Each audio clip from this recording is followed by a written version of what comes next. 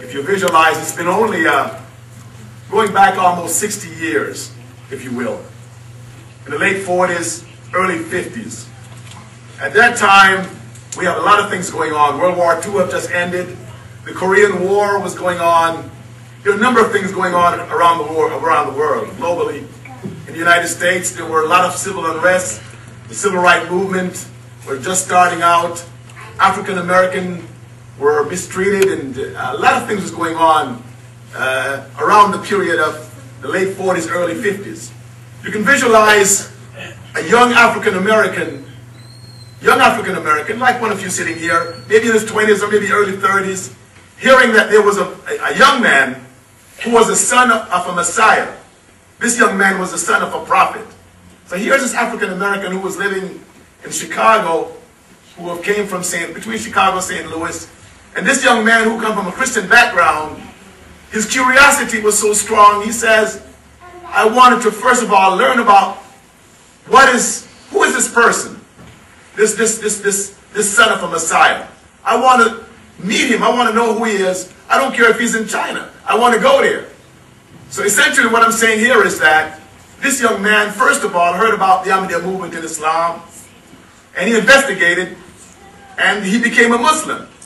After becoming a Muslim and learning that the organization that he had embraced started in India, and later on the members migrated from India to Pakistan in the late 40s, he decided that he wanted to venture and meet the head of this organization. Because at the time, the head of this organization was the person that we're talking about today, Hadhrat Mirza Bashir Mahmud Ahmad. This is the promised son that was promised to the promised Messiah. So this next speaker I'll be presenting to you will be talking about the memoirs and the memories of the second Khalifa, Hadhrat Mirza Bashir-Uddin Mahmud Ahmad. I present to you Mr. Maulana Rashid Ahmad Sahib, and he will be talking about the memories of Hadhrat Musleh Maud.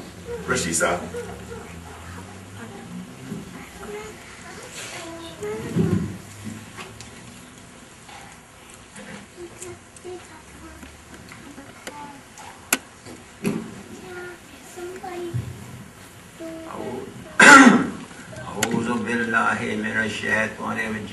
Bismillahirrahmanirrahim.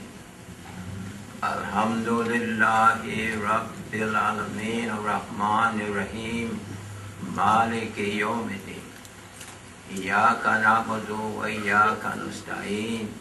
Ihdina as-siratal mustaqim as-siratal ladzina an'amta 'alayhim ghayril maghdubi 'alayhim waladdallin.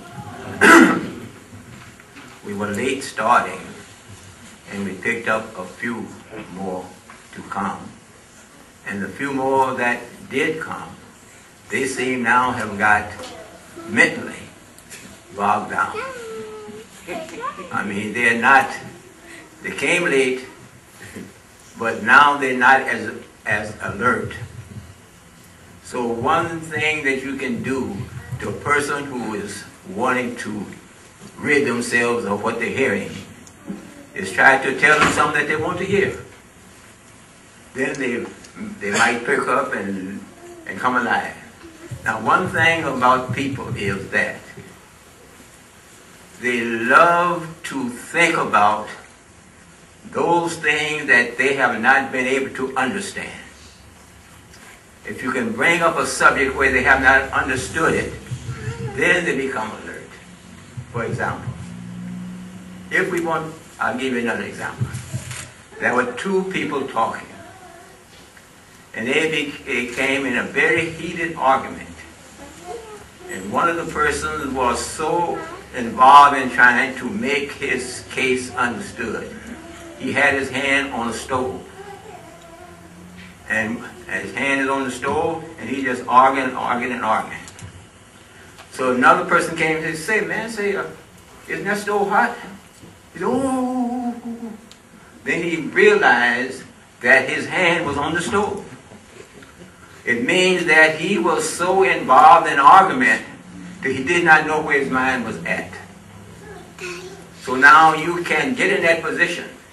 For example, once in the company of Khalifatul Masih, he was telling me about some incidents in the life of the promised Messiah. Peace and blessed honor. Now, the promised Messiah at that time, the story goes, he heard of a holy man, very pious holy man. So he thought that he would go and have a talk to this holy man and asked him to pray for the success of Islam. So en route there, he met the holy man. So this holy man told him that, wait just a moment, you see that man down that road, maybe so many, maybe a block or so, a block. He said, I can concentrate on that man and cause him to fall down in the dirt and just roll over in the dirt. Just from my mind, I can cause him to do these things. So this thought upset the promised Messiah. So he asked him that, tell me first of all, if the man rolls over in the dirt, what will he accomplish? And number two, and if you cause him to roll over in the dirt, what would you accomplish? So it's an act that has no good in it. It's just a futile exercise. But people love to think that mind superiority, that you can do this with your mind when no one can do nothing else. It was once a Jewish person told me, he said that a Jew, a businessman, can do no wrong. Only wrong that a Jew can do is lose money. If you borrow, beg, steal, kill, whatever you do, as long as you make money, you can't do nothing wrong. The only thing that you can do wrong is to lose money. So now, when I first went to Pakistan,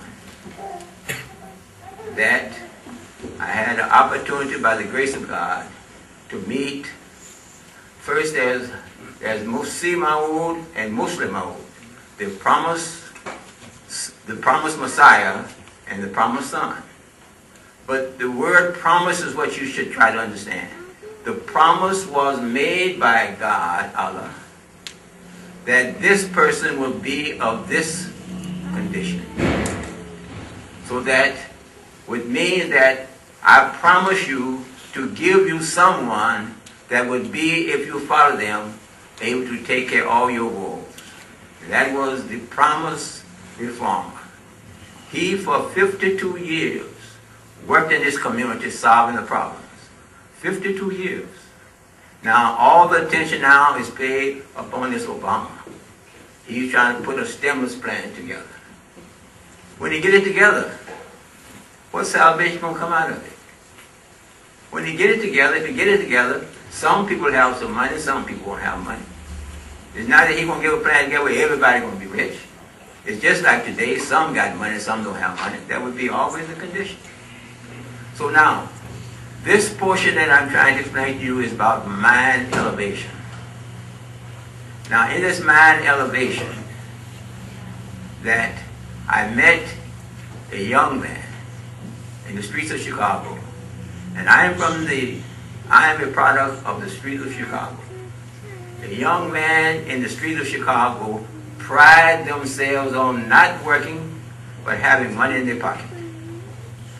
Don't work, but able to make money. That was the pride of a person living in Chicago.